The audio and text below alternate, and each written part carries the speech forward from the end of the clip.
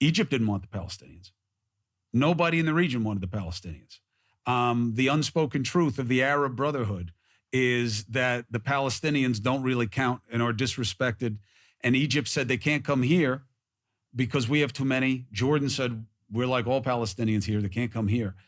And that is the counter narrative. Okay, I can answer that counter narrative. Although Egypt did say early on, but we're not saying they can't. We're saying we shouldn't. They shouldn't have to because they have a home. You see, this is again one of the talking points that get repeated, and people don't know the reality behind it. People say like Arab people do not accept Palestinians. First of all, there are 2.5 million Palestinians in Jordan already. There are 4,600 Palestinians in Lebanon already. There are 5,900 people in Syria already.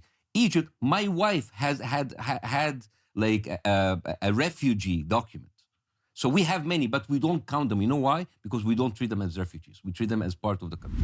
Let's get one thing straight. Israel's bigotry isn't just in the bombs they drop. It's in their entire narrative. A well-crafted illusion. A lie sold to the world while Palestinians are erased piece by piece. And yet, when people dare to call it out, they're the problem? This is where the Western media, yes, even the so-called neutral ones, run the same tired script. Why don't Arab countries take Palestinians? As if that justifies ethnic cleansing. As if it erases Israel's responsibility.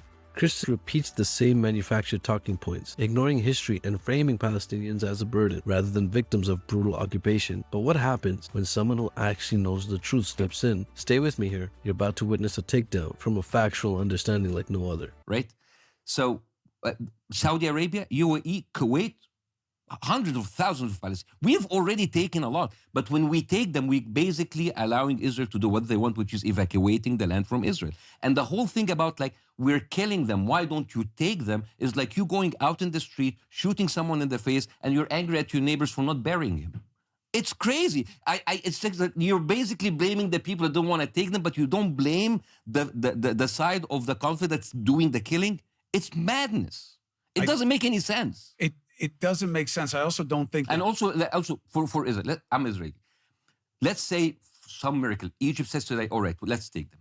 2.2 million people goes into the Sinai. They have access to the sea. What do you think these 2.2 million, they're going to just sit there?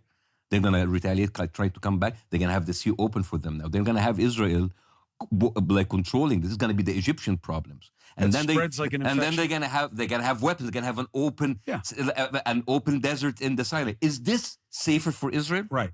Everywhere is like Yemen. Now you're going to create like a very unstable focus that's not going to be good for Egypt, nor good for Israel. So it's not even. So it's not. Here's the thing. Do you notice how the pro-Israeli people talk about the West Bank? They say Judea and Samaria, aka West Bank. Judea and Samaria, aka West Bank. They are already changing it. Yeah. Because if they can do that to 2.2 million people in Gaza, in a few years from now, they're going to find another Hamas in West Bank. And they're going to bomb the West Bank. Hamas is growing in popularity in the West Bank now because of what's happening there. Of course. Enemy of my enemy is my hero.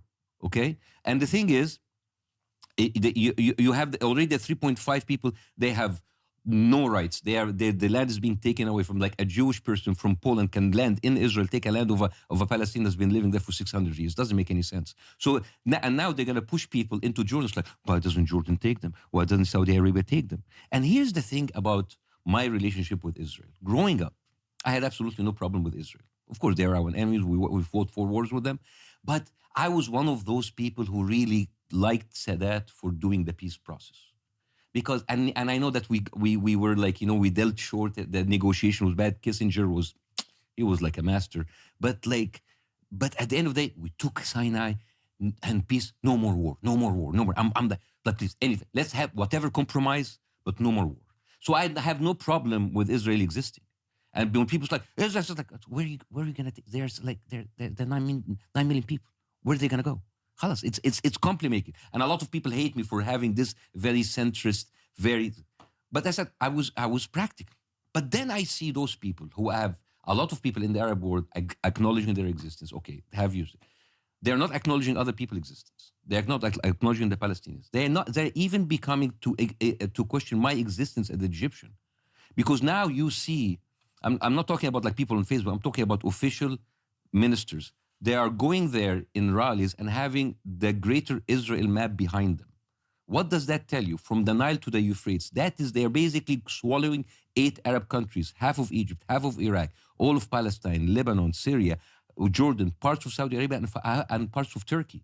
So when you get me that, wait, I've been accepting you all your life, and now you are accepting me. So I want to tell the Israelis, I want to tell the people who say that Israel, the Jewish people have more right in this land more than the Palestinians. I have one question for them. Explain to me why is that so without using religion. Without using religion? Yeah.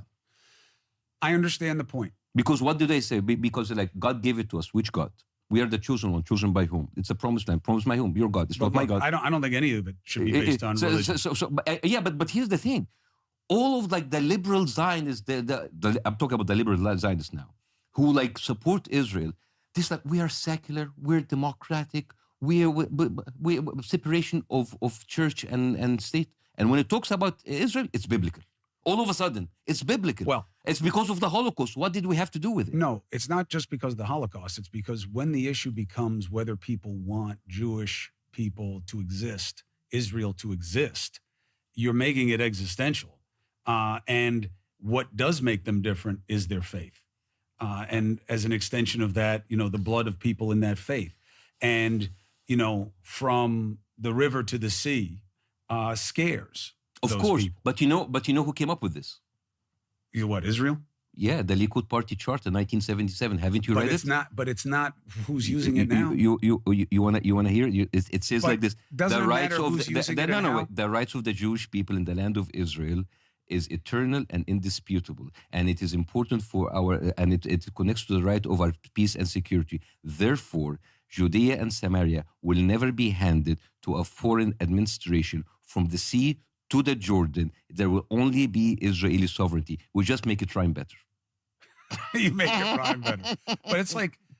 Have you read it? But the thing is, this is what Israel does. They do stuff and they project it on you. Those people who are chanting from the river to the sea, Palestinian, and you can't blame the people for chanting for that because they're desperate. They don't have a superpower supporting them. They don't have the international media supporting them. And all of them can see, and they go and shout and they chant in the streets, but the official charter of Israel, the official people, they're talking about from the river to the sea, greater Israel. So how can you compare people in the streets or Facebook by the official stand of the Israeli government? Israel is not trying to expand its borders into Turkey and Iraq, and that's not going to happen.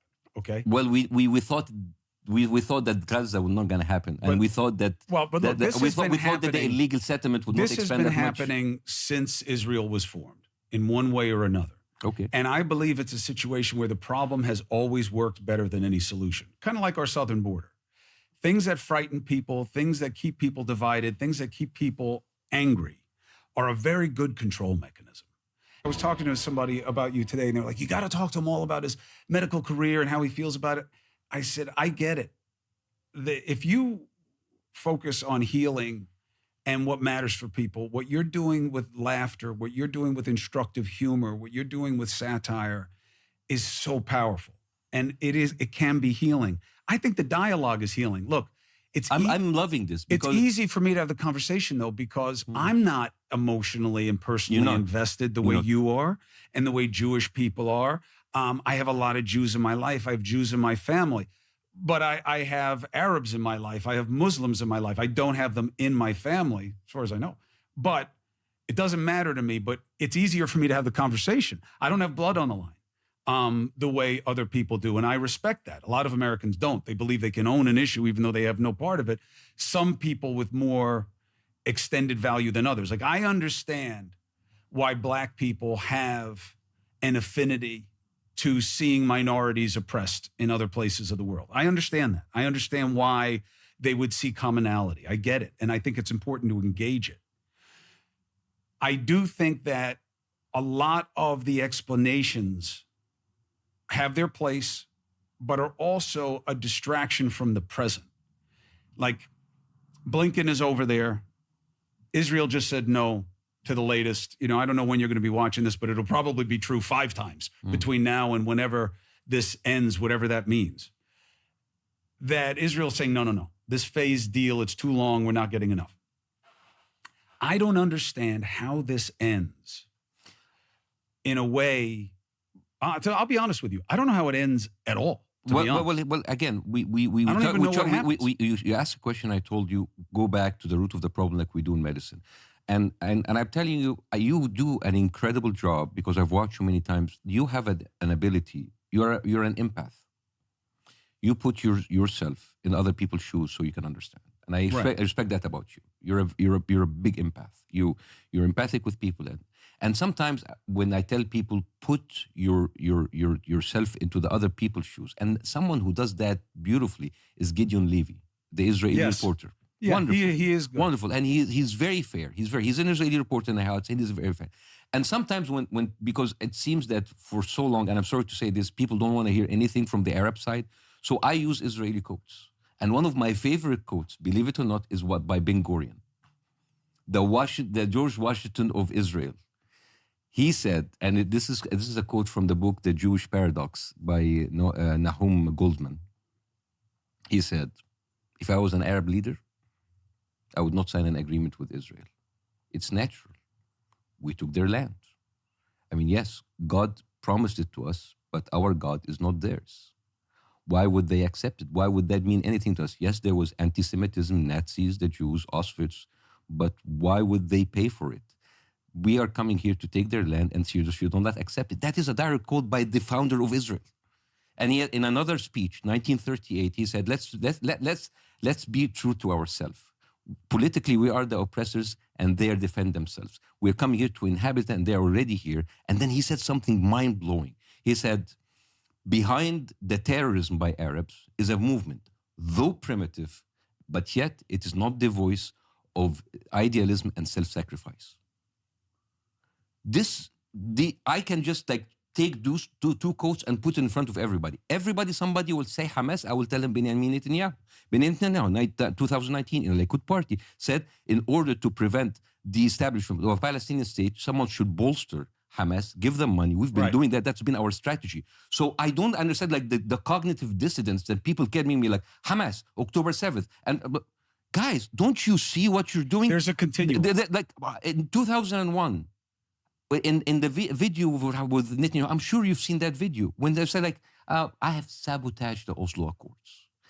He was proud of it, and he was just dissing America. And quotes from him when he's younger on television saying, "No, I don't think that there's a right to a Palestinian state." So you see all of that, and people say totally it's the Palestinian fault. So when you push people for a certain limit, when you continue to dealing people like animals, they will behave like animals. All right, let's wrap this up. So here's the thing. Bassem Youssef just delivered a masterclass in dismantling the tired, regurgitating talking points that conveniently ignores history. And Chris, well, bless his heart, he's trying. But you can tell he's still stuck in that Western media matrix, doing mental gymnastics to avoid saying quiet part out loud. You can almost hear his producers and investors in his earpiece whispering, "Careful, Chris, don't go full empathy mode just yet." But let's be real. This whole "why don't Arab countries take the Palestinians" argument is like asking, why don't the neighbors adopt your kids after your house gets burned down by an arsonist? It's not just bad faith. It's outright gaslighting. And as Bassem rightfully points out, Palestinians already are in these countries. The difference? They weren't forcibly displaced as part of ethnic cleansing operation, rubber-stamped by the world's so-called moral authorities. And let's talk about Israel's biblical justification for a second. Whenever a liberal Zionist needs to sound secular, it's all about democracy and human rights. But the moment you ask why they have more rights to the land than Palestinians, boom, suddenly it's Old Testament time. We're back to God gave it to us. Okay, but which God? And since when do you use ancient texts as real estate contracts? But here's the real kicker. Bassem didn't just come with receipts, he came with the direct Israeli quotes. Ben Gurion himself basically admitted,